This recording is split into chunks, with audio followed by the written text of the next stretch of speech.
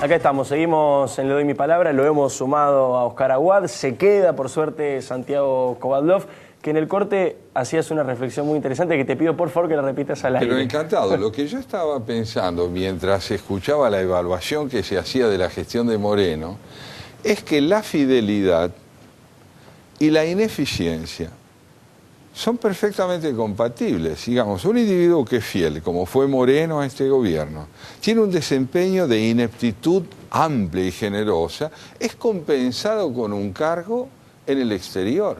¿Qué concepto tenemos de las relaciones exteriores nosotros cuando enviamos a un funcionario inepto para que nos represente en el exterior? ¿Es eso lo que entendemos por política exterior también? Digamos que todo lo que implica nuestra presencia en el exterior pareciera, en este sentido, destinado a aquellos que, habiendo demostrado su ineptitud en el presente, tienen un porvenir en el exterior. De hecho, quiero agregar, simplemente a modo de datito informativo, todavía no es oficial, pero parece que Juan Manuel Valmedina, digamos, el jefe de gabinete que se va, tendría destino en la Embajada de Chile, ¿no? En alguna mecánica similar. Moreno a la Embajada italiana como agregado económico. ¿Qué se está premiando, Diego? ¿Qué se está premiando? Si la trayectoria evidencia ineficiencia y se tiene que ir, ¿qué es lo que se premia? ¿Y qué concepto se tiene del desempeño de un diplomático? Me parece que son preguntas que no podemos dejar de lado. No sé, Oscar, ¿cómo lo ves vos? No, yo creo que entre los fracasos que hay que contarle a este gobierno está la política exterior, que es una de las políticas más importantes que tiene un país. La Argentina está aislada del mundo. Se nos cierran las puertas en todos lados, nadie quiere comerciar con la Argentina y no vienen capitales al país.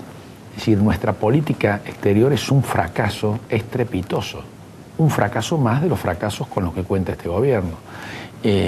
Obviamente que es la causa de las consecuencias que estamos viviendo, no solamente en el tema económico local, sino como la política exterior es la prolongación de las políticas internas. Al no haber esa prolongación, bueno, la política exterior no sirve nada más que para ser amigos y tomar un champán. Y no sirve para hacer relaciones que fructifiquen y que le sirvan al país estratégicamente. Las relaciones exteriores son una política estratégica de una nación. Ahora, Oscar, y lo que ocurrió hoy y lo que ocurrió ayer, digamos, juntemos ambos temas. Ya es bien sabido que Guillermo Moreno se fue, es sabido que el nuevo ministro es Kicillof, de Economía, por supuesto, y el nuevo ministro de Ministros o jefe de gabinete es Jorge Milton Capitanich. ¿Qué reflexión haces de este nuevo cuadro político, de este nuevo gabinete? Porque lo que yo me pregunto es, ¿cambia algo en la manera de tomar decisiones? Me imagino, y les pregunto a los dos también, esta idea de que ahora va a haber desdoblamiento cambiario porque Kicillof impulsa el desdoblamiento cambiario. ¿Hubiese sido diferente con Lorenzino al frente del Ministerio de Economía? Si a Cristina se le ocurrió, si Cristina autorizaba un desdoblamiento cambiario, ¿en qué cambia y en qué no cambia el escenario? A ver, yo hago esta pequeña reflexión. El modelo kirchnerista, esto lo dijimos en el 2005, sin inversiones y sin energía, se derrumba. Bueno, 7 años después vivimos las consecuencias del derrumbe. ¿Por qué? Porque la Argentina en 7 años no tuvo las inversiones que el país necesitaba y nos quedamos sin gas y sin petróleo. Ahora, todas las políticas que habría que inaugurar tendrían que ser tendientes a conseguir que en la Argentina haya inversiones y que además recuperemos el autoabastecimiento de gas y petróleo. ¿Y cómo se hace eso? Bueno, con políticas.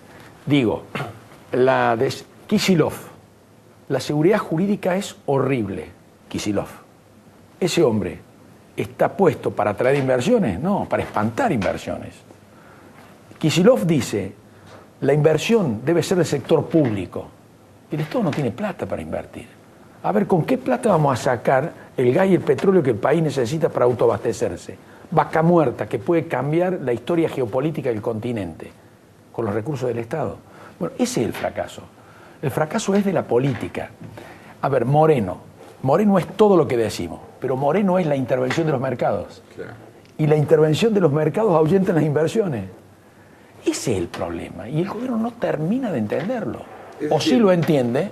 Claro. Pero ¿dónde está el equilibrio? Tropieza con la misma piedra. ¿Dónde está el equilibrio? Porque en este debate en un reposicionamiento del Estado, Diego. El Estado no puede seguir siendo el proveedor de desarrollo del país, tiene que ser el gerenciador de las posibilidades de despliegue del país. Decía que me quiero poner un poco en, digamos, la posición que discute esta mirada, para enriquecer un poco el debate, claro, y digo, el Estado debe tener presencia, ¿no? Presencia y control son dos palabras que definen perfecto a la política de Axel Kicillof, a la política de Guillermo Moreno, frente a un modelo neoliberal donde había un laissez-faire descontrolado, donde el Estado no tenía ninguna intervención y donde finalmente también se llegó a un fracaso. Entonces, ¿se puede encontrar en la Argentina hoy un límite entre una cosa y la otra? El reverso de la desmesura, llamada neoliberal, no puede ser la desmesura de un estatismo ultranza.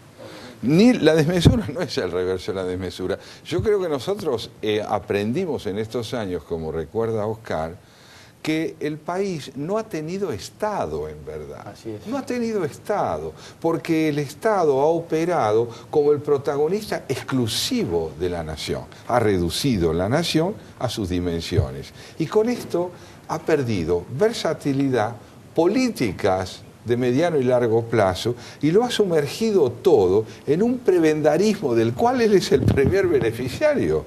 ¿Para qué? Para que el país se quede sin porvenir, sujeto a una coyuntura patológica. Mira, he pensado esto, no sé cómo lo ven ustedes. Los médicos le recomendaron a la presidenta que sea mesurada. La presidenta pareciera optar por la mesura y se desprende de Moreno, que era la desmesura.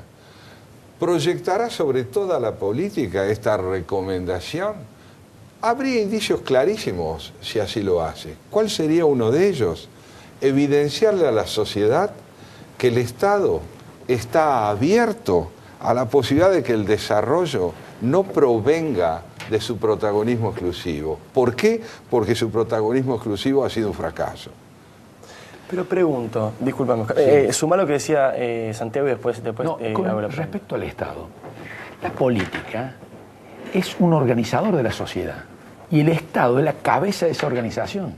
Es decir, si el sector agropecuario produce bienes, el Estado debe ver cómo se organiza el sector agropecuario para, por ejemplo, tener más saldos exportables. Ahora, si el Estado en vez de hacer eso interviene en el mercado, lo que hace es retraer la actividad económica, es decir, logra el efecto contrario. En este caso, el Estado nacional ha desorganizado la sociedad argentina. Por ejemplo, no cumplir con el pacto federal, que las provincias tienen que recibir tanta cantidad de recursos, desorganiza el sistema. Entonces, una provincia crece de una manera, la otra provincia crece de otra manera, no es lo mismo estudiar en el Chaco que estudiar en Buenos Aires. Eso es una sociedad desorganizada. Recién me decía Santiago, en el corte, yo le decía a él me dice, ¿podremos tener la alegría de un acuerdo nacional? Sí, claro. Pero yo voy a una reflexión que él hizo antes. Hay una cosa previa al acuerdo. ¿Por qué no hay acuerdo en la Argentina? Porque vivimos en una democracia populista. No se puede organizar acuerdos cuando uno tiene en cuenta el corto plazo y no tiene en cuenta el valor de las instituciones y de las medidas y de las políticas de mediano y largo plazo. Primero tenemos los dirigentes políticos que superar el populismo. Esta es una desgracia del país. Y hay que pasar de una democracia populista a una democracia republicana, donde el mediano y largo plazo, las instituciones y las leyes sean producto del acuerdo.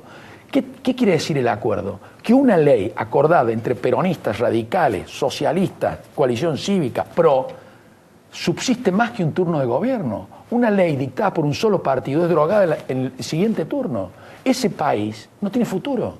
Pero claro, este mal, esta imposibilidad de acuerdo y esta especie de mirada cortoplacista, es un mal que también, digamos, tiene la oposición. ¿Sí? Desde ese punto de vista, hasta ahora no se ha podido concretar ningún acuerdo firme ni que dure más allá de una elección. Diego, el populismo está arraigado en la sociedad argentina, en el radicalismo, en el peronismo. Es una concepción cultural del país. Sí. Se ha destruido el esfuerzo en la Argentina. El valor del esfuerzo es un patrimonio cultural de la civilización. Bueno, esto hay que recuperarlo. Solo cuando una sociedad se reconoce enferma, se puede curar. Y la cura es un proceso muy lento, muy largo, es otra concepción del tiempo. La capitalización del fracaso pasa por la conciencia de los errores. Y te digo esto, decíamos con Oscar, el momento en el cual los partidos opositores sean capaces de brindarle a la sociedad el proyecto de 4, 5 o 10 políticas de Estado que van a ser impulsadas, gane quien ganare, en las próximas elecciones, le va a traer a la sociedad una infinita tranquilidad. ¿Por qué? Porque ya no estaremos discutiendo quién será el vencedor, sino qué concepto de país habrá ganado. Por supuesto, necesitamos bases republicanas para intentarlo, pero está claro cuáles son los pasos. Hay distintas calidades de fracaso. Esta es estéril. La venidera puede ser también un fracaso, pero es la mejor porque implica una tentativa de desarrollo. Ahora, estoy absolutamente de acuerdo con lo que están planteando, pero quiero ser un poco realista y pensar que es absolutamente imposible, por lo menos en estos próximos 2 años, con esta coyuntura tan vertiginosa. Si yo creyera que es imposible, me vuelvo loco. Yo creo que hay que crear un gran frente nacional, un proyecto nacional, y que esto es posible. Y que se tienen que sumar distintos actores de la política argentina, y no solamente dirigentes políticos. El gran acuerdo argentino tiene que ser de dirigentes políticos, de dirigentes sociales, empresarios, trabajadores. No se puede quedar nadie afuera de un gran acuerdo nacional. Y tenemos que gobernar este país para sacarlo adelante. Vea, el desarrollo es un acto de coraje.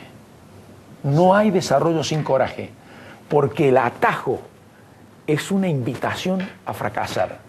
Entonces hay que tener coraje para no tomar el atajo en este país. Y a eso hay que unir una reflexión de San Martín.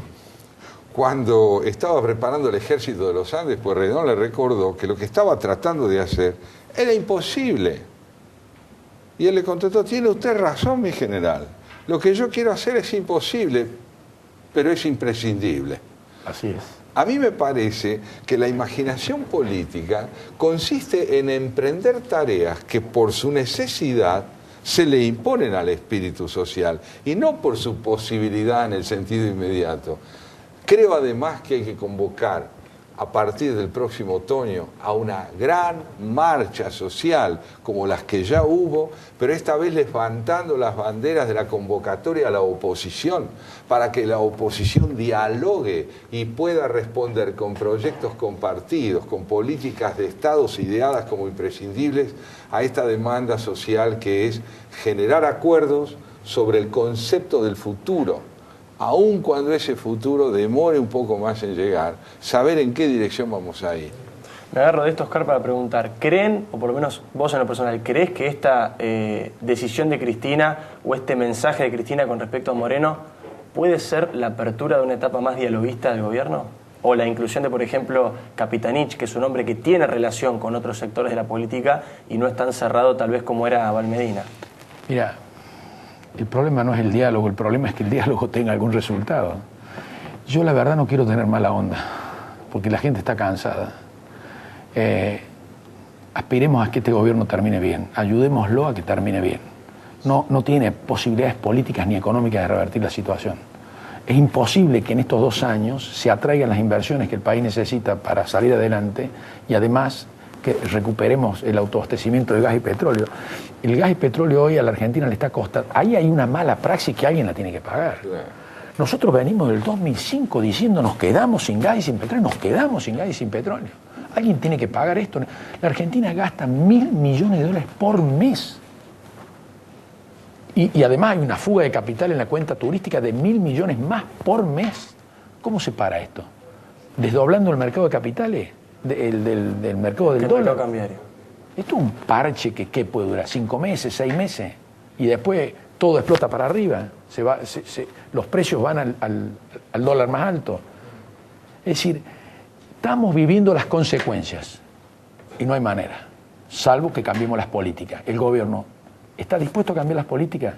Yo personalmente creo que no.